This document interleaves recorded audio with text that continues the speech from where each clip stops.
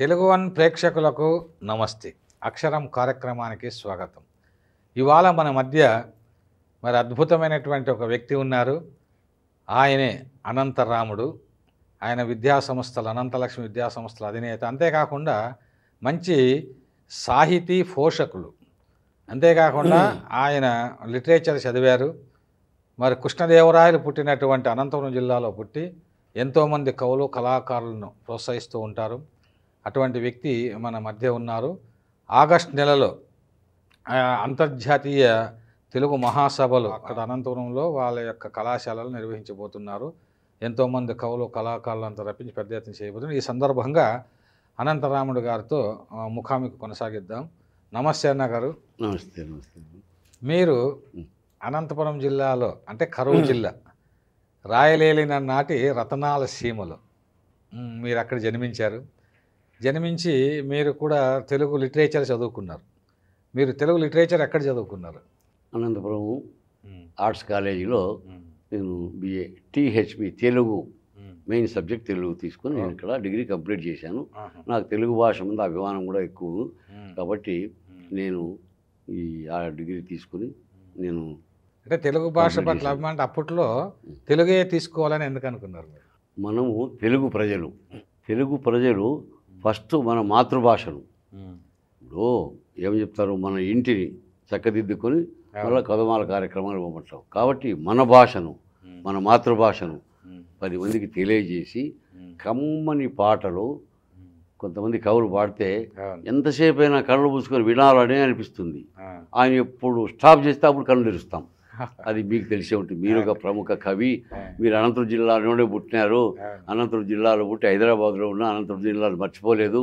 మీరు నిత్యము ఎప్పుడు వచ్చినా ఏదో బిజీ ఆ కార్యము ఈ కార్యము కవులు కళాకారులు ఎన్నో చేస్తున్నారు. తెలుగు సాహిత్య సేవ కళారత్నం బిరుదు సంపాదించినారు. ఎన్నెన్నో సన్మానాలు చేయించుకున్నారు. అయినా మీరు ఇప్పటికైనా ఊరుకున్నారా? లేదు, చేస్తున్నారు. మీరు కూడా నాకు ఒక రకమైన ఆదర్శం.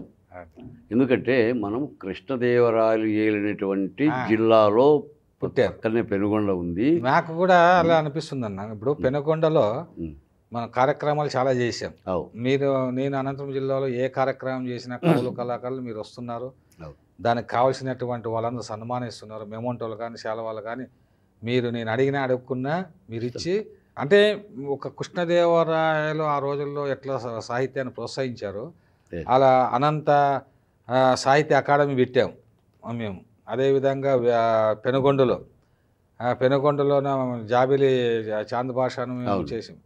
అదేవిధంగా మొన్న మళ్ళీ మన భగీరథ గారి ఆ యొక్క నాగలాదేవి పుస్తకాన్ని అక్కడ రిలీజ్ చేశారు ధర్మారంలో.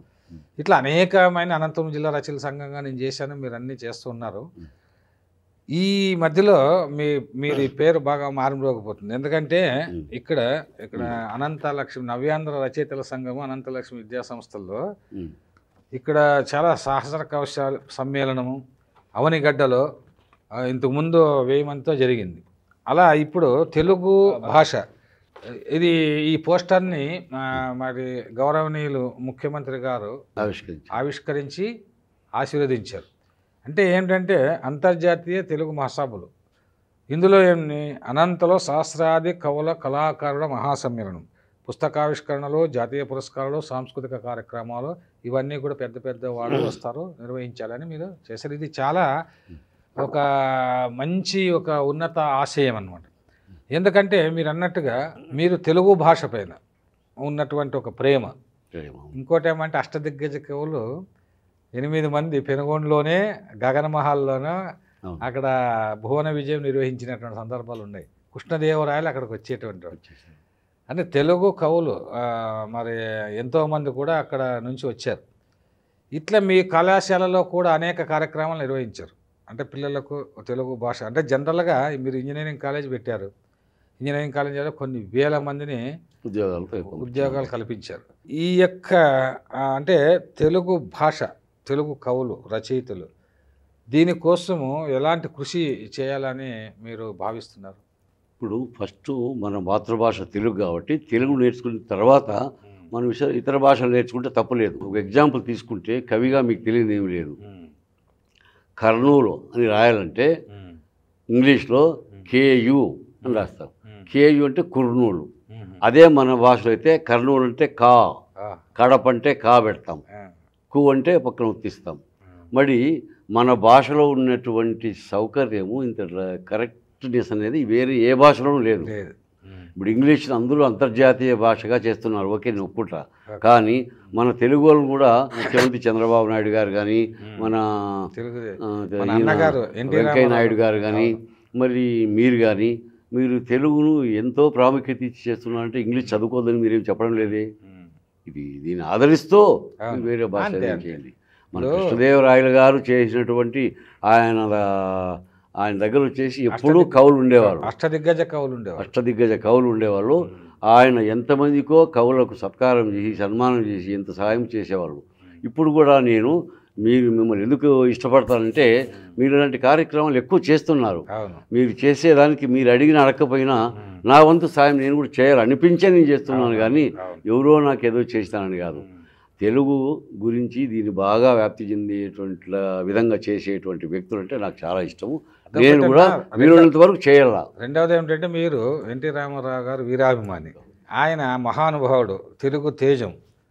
ప్రపంచంలో ఈరోజు మనం తెలుగు వాళ్ళకు ఒక గుర్తింపు ఉందన్నా, గౌరవం ఉందన్నా, తెలుగు సంస్కృతి భాష దానికి ఒక విలువ ఉందన్నా దానికి ప్రధాన కారకులు మరి స్వర్గీయ నందమూరి తారక రామారావు గారు. ఆయనకు కవులు రచయితలు అంటే ఎంత అభిమానము అనేది ట్యాంక్ బండి పైన మరి విగ్రహాలు ఏర్పాటు చేయించడం.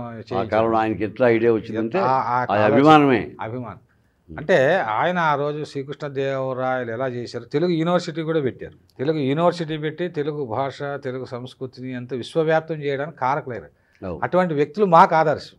మనం మళ్ళాంటి వాళ్ళు ఏదో ఉడతా ఆదర్శమే ఆయన. అంటే తెలుగు భాషను ప్రేమించేవాళ్ళు, అవును, తెలుగు సాహితీ ప్రేమ తెలుగు వాళ్ళకే చెప్తున్నారు, తెలుగు వాళ్ళకి అందరికీ. మరి మనం ఉడతా భక్తిగా మీరైనా నేనైనా మనం ఉడతా భక్తిగా అంతే మన చేతనైనంత వరకు చేయాలి. ఆ విధంగా మరి కళాశాలలో కూడా ఇంకోటి ఏమంటే భావి తరాలు, ఇప్పుడు మీరు జరుపుతున్నటువంటి కళాశాలలో దాదాపు 5,000 మంది విద్యార్థులు ఉన్నారు. ఒక కవులు రచయితలు ఒక సమ్మేళనం చేసినప్పుడు దాని ఇన్ఫ్లుయెన్స్ వాళ్ళ మీద ఉంటారు. తప్పకుండా వాళ్ళ మీద పడాలని ఆ యువతలో మన తెలుగు గురించి, తెలుగు భాష యొక్క గొప్పదనం గురించి వాళ్ళు కూడా వాళ్ళ చెవులతో వినాలా. మేము చెప్పేది దానికి మీరు కవులు చెప్తున్నదానికి చాలా తేడా ఉంటుంది. కాబట్టి మిమ్మల్ని అందరినీ ఆహ్వానించి భంగపోయి నాకు అది చేయండి అయ్యా. ఎందుకంటే ఇక్కడి నుంచి బయటికి పోయే యువకులందరూ కూడా తెలుగు పైన అభిమానం పెంచుకోవాలా. వాళ్ళు ఎక్కడున్నా, ఇప్పుడు నా కాలేజీ నుంచి పోతే ఇప్పుడు దాదాపు ప్రతి దేశంలోనూ అనంతలక్ష్మి స్టూడెంట్స్ ఎంప్లాయీస్గా ఉన్నారు.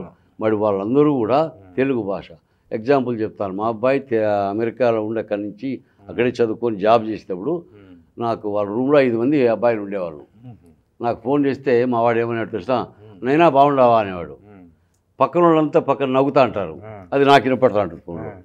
వాళ్ళు ఎందుకు నవ్వుతారంటే వీడు అమెరికాకు వచ్చి ఎంఎస్ చేసి వీడు ఉద్యోగం చేస్తున్నాడు, నెలకు 6 లక్షల జీతం తీసుకున్నాడు, వాళ్ళ నాన్నగారు డాడీ అన్నాడు, వీడు నాయన అంటాడు, అమ్మ బాగుందా, వాళ్ళు బాగుంటారా, ఇల్లు బాగుంటారా. లాస్ట్కు మా కారు డ్రైవర్తో సహా అందరినీ అడిగేవాడు మా వాడు. నాకు 30 ఏళ్ళు ఒకటే డ్రైవర్ ఉండేవాడు, కారు రాజు అని. మా కారు డ్రైవర్తో సహా రాజు అన్న బాగున్నాడా, డ్రైవర్ కూడా రాజు అన్న అనేవాడు మా అబ్బాయి. భాషలో మాధుర్యం, ఆ భాషలో మాధుర్యం అలాంటిది, ఆప్యాయత, ప్రేమ. అమ్మ బాగుంది, అక్క బాగుంది, అత్తగారు బాగున్నారా. మరి ఇవన్నీ అమెరికాలో ఉండేవాళ్ళు మాట్లాడతారని వాళ్ళు అంటారు. కానీ మా పిల్లలకి నేర్పించిన అంతే, తల్లిదండ్రుల సంస్కారం. నన్ను మమ్మీ డాడీ అని నా పిల్లలు ఎవరు పెడతారు, అందులో అవసరం లేదు. ఇంగ్లీష్ నేర్చుకోవాల్సిందే, కానీ మన మాతృభాషను మర్చిపోవాల్సిన అవసరం మర్చిపోకూడదు నేను చెప్తా. మన మాతృభాష కానీ మన యాస కూడా. అవును, ఇప్పుడు మన అనంతరంలో అప్ప అంటారు, అంటారు, నాయన అంటారు. నాయన అంటే ఏంది అంటారు కొంతమంది. మా గ్రామీణ భాష అది గ్రామీణ భాష. మా భాషలో మాకు ఆనందం, మా అక్క బావ అంటే పల్లెల్లో అది ఆనందం అవుతుంది, అభిమానం, ఆనందం. మరి ఇప్పుడు నేను కూడా ఇప్పుడు తెలంగాణకు వచ్చిన, నేను ఇక్కడ 15 ఏళ్ళ నుంచి ఇక్కడ ఉంటున్నాను. కానీ 2 రాష్ట్రాల్లోకి నేను ఏ జిల్లాకు వెళ్ళినా, కోస్తాకు వెళ్ళినా, నెల్లూరుకు వెళ్ళినా మన రాయలసీమ మాటే మాట్లాడతాం. ఎందుకంటే మన దేశాభిమానం ఉన్నట్టుగా భాషాభిమానం అనేది అది అందరికీ ఉంటుంది, ఉండాల్సిందే. మన తెలుగు ముఖ్యంగా అది తెలుగు భాషలన్నిటికంటే తెలుగు భాష లేస్తా అని మీరు చెప్తా ఉంటారు కదా. తెలుగు భాషలో ఉన్నంత సరళీకృతం ఎక్కడ లేదు, ఏ భాషలో లేదు. అందుకోసం మీరు రైతు ఉద్యమాన్ని ఎట్లా చేపట్టారో ఆ విధంగా ఇప్పుడు పెనుగొండ రాజధానిగా చేసుకొని కృష్ణదేవరాయలు అవును మరి ఆయన కవులు కళాకారులు ఎంతోమందిని పోషించారు. అనంతపురం జిల్లాకు ఒక ప్రత్యేకమైనటువంటి ఒక గుర్తింపు ఉంది ఈ సాహిత్య విషయంలో. మనకు వారసులుగా అంటే మనం కృష్ణదేవరాయలు వారసులు. మీరు కృష్ణదేవరాయలు గారి వారసులుగానే మనము అలాంటి బుద్ధి ఆయన ఏం చేసినాడు, అనంతపురం జిల్లాలో 365 చెరువులు కట్టించినాడు ఆయన. అవునవును. మరి రైతులకు ఎంత సాయం చేసినాడు, కవులకు, కళాకారులకు అందరికీ సాయం చేసినాడు. అందుకోసమే మేము రైతులన్నా ఆయన ఆదర్శంతోనే నేను కూడా రైతుల కోసం మనం ఎంత చేసినా తక్కువే, ఇంకా చేయాలని రైతు సేవ చేస్తున్నాం. రైతు సేవ చేస్తున్నారు, ఇక్కడ కళారంగాలు సేవా రంగాలకు సహాయం చేస్తున్నారన్న చాలా సంతోషం అన్న. ఈ యొక్క కార్యక్రమం దిగ్విజయం కావాలని చెప్పేసి ఇది మేము కోరుకుంటున్నాము. ఈ యొక్క అనంతలక్ష్మి విద్యాసంస్థల యొక్క పేరు కూడా ప్రపంచవ్యాప్తంగా మారంలోకి పోయిందంటే ఇప్పుడు చాలామంది విద్యార్థులకి అంటే కవులు కళాకారులు కావాలనేటువంటి ఆసక్తి కూడా వాళ్ళు ఉంటుంది. ఇలాంటి కార్యక్రమాల వల్ల ఇప్పుడు నేను ఇంత కవిగా 2 రాష్ట్రాల్లోనే నేను గుర్తింపు పొందానంటే మీలాంటి వాళ్ళు అప్పట్లో ఏర్పాటు చేసిండే చూసి అవి విని నేను కూడా ఇలా కావాలని లాస్ట్కి దానికి అంకితమైపోయా. అలాగనే ఇంకా కొంతమంది తయారు చేయాలి. అట్లా వాళ్ళు చాలామంది తయారవుతారు. కాబట్టి మీరు సాహితీ సేవ చేస్తున్నందుకు చాలా సంతోషం అన్న. మరి మా స్టూడియోకి వచ్చి ఈ పోస్టర్ మరి పెద్ద పెద్ద వాళ్ళతో రిలీజ్ చేస్తున్నారు. ఇంకా అనేక మందితో రిలీజ్ చేయించి బాగా సక్సెస్ చేయాలని, విజయవంతం చేయాలని కోరుకుంటూ ధన్యవాదాలన్న. నమస్తే. నమస్తే. ఇదండి ఈ వారం అక్షరం కార్యక్రమం. వచ్చే వారం మరొక వ్యక్తితో ముఖాముఖి కొనసాగిద్దాం. అంతవరకు సెలవు.